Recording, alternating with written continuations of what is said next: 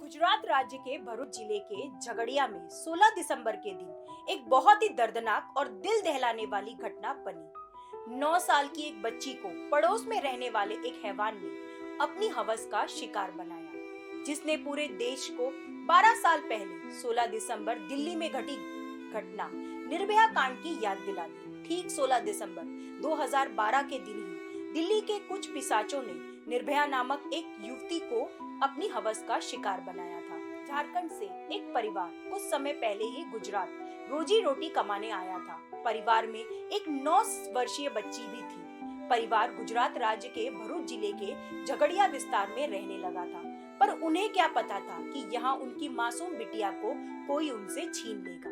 बात 16 दिसंबर की है।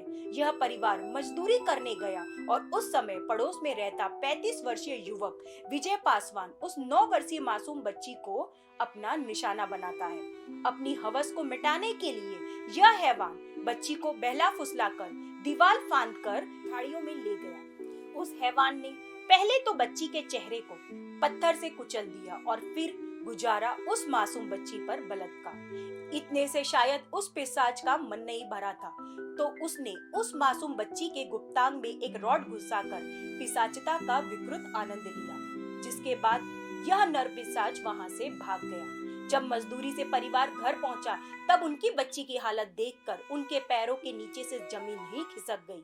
घायल बच्ची को भरूच सिविल अस्पताल में ले जाया गया, जहां से उस बच्ची को वडोदरा के सयाजी अस्पताल में शिफ्ट किया गया, जहां 10 डॉक्टरों ने इस बच्ची का इलाज किया। इसी दौरान बच्ची की हालत देखकर डॉक्टर के भी हाथ कांप उठे। यह मासूम बच्ची जिंदगी और मौत के बीच जूझ रही थी। हवस का शिकार बनी मासूम ने 1 हफ्ते तक जीने के लिए संघर्ष किया, लेकिन गंभीर चोटों और हृदयघात के बाद कई अंगों ने काम करना बंद कर दिया, जिसके बाद उसकी मौत हो गई। सोमवार को लगातार 2 बार दिल का दौरा पड़ा और कई अंगों के काम करना बंद कर देने के बाद सरकारी अस्पताल में उसने अपनी आखिरी सांस ली। एसएसजी अस्पताल के प्रभारी डॉक्टर हितेंद्र चौहान ने कहा कि उसे दोपहर 2 बजे पहला दिल का दौरा पड़ा, जिसके बाद उसकी हालत बेहद गंभीर हो गई। जब हमारी टीम लगातार उसकी स्थिति पे नजर रखी थी, तभी शाम 5:15 पर उसे दूसरा दिल का दौरा पड़ा।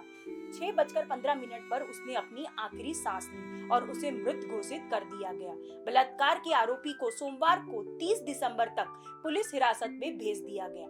सरकारी वकील पीबी पांड्या ने अदालत में तर्क किया कि पुलिस को यह निर्धारित करने के लिए उसके कॉल डिटेल रिकॉर्ड की जांच करने की आवश्यकता है कि क्या कोई अन्य व्यक्ति इस घटना में शामिल है। पंड्या ने कहा कि आरोपी ने कई अन्य संवेदनशील खुलासे किए हैं, जिनकी पुलिस द्वारा पुष्टि की जानी चाहिए। पीड़ित और आरोपी दोनों का परिवार झारखंड का रहने वाला है। घटना के बाद आरोपी झारखंड ही भागने वाला था, तब पुलिस ने उसे अरेस्ट कर लिया था। सयाजी हॉस्पिटल में मौत के बाद मासूम बच्ची के शरीर को देर रात को पोस्टमार्टम किया गया।